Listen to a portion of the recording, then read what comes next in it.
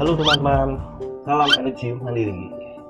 Kenalkan, nama saya Yudhistira Aditya, perwakilan manajemen PT Cipta Energi Karya Abadi Indonesia.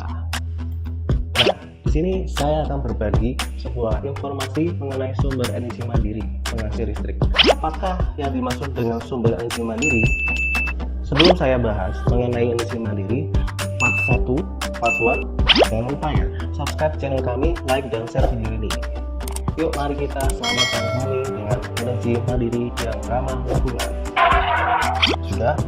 Terima kasih, Anda sangat luar biasa. Nah, sumber energi mandiri adalah sumber energi yang tidak tergantung dengan alam. Dengan kata lain, sumber energi yang green dan ramah lingkungan. Sebelum membahas energi mandiri, kayaknya Anda harus tahu sumber-sumber energi penghasil listrik yang masih ada hingga hari ini yang kita gunakan masih bergantung dengan alam. Yuk, mari kita keliling dulu. Nah, pertama, Anda bisa lihat sumber penghasil listrik dari matahari.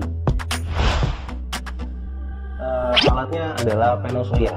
Adalah alat yang terdiri dari sel surya yang mengubah cahaya menjadi.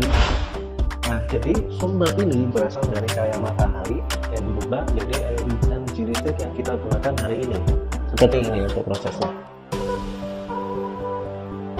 Nah, lanjut.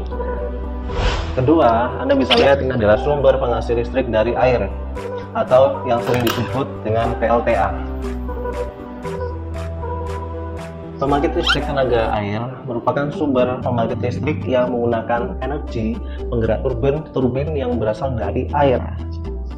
Water turbin memanfaatkan dari bendungan yang tersedia atau bahkan sengaja dibuat untuk menghasilkan listrik dari air. Biasanya, pembuatan bendungan karena bisa untuk mengaliri persawahan penduduk jika musim kemarau panjang datang. Ini cukup bagus, dimana kita bisa memanfaatkan air sebagai sumber energi listrik dan untuk sumber manfaat dari kebutuhan yang lain.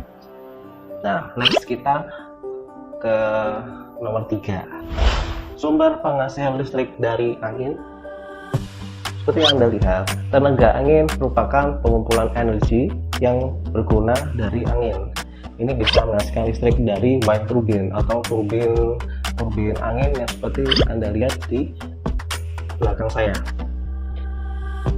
Pada tahun 2005, menurut data dari Wikipedia yang saya temukan, kapasitas generator tenaga angin adalah 58.982 MW. Hasil tersebut kurang dari 1% penggunaan listrik di dunia. Meskipun masih berupa sumber energi listrik minor, di kebanyakan negara penghasilan tenaga angin lebih dari 4 kali lipat antara tahun 1999 dan 2005.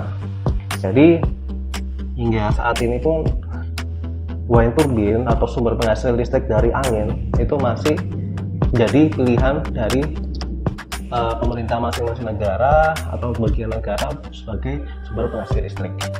Nah, kita lanjut nih, nomor 4, sumber penghasil listrik dari fosil. Seperti yang Anda lihat, pembangkit listrik yang membakar bahan bakar fosil seperti batu bara, gas alam, atau minyak bumi untuk memproduksi listrik.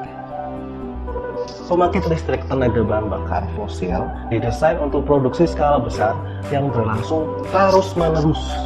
Di banyak negara, pembangkit listrik jenis ini memproduksi sebagian besar energi listrik yang kita gunakan.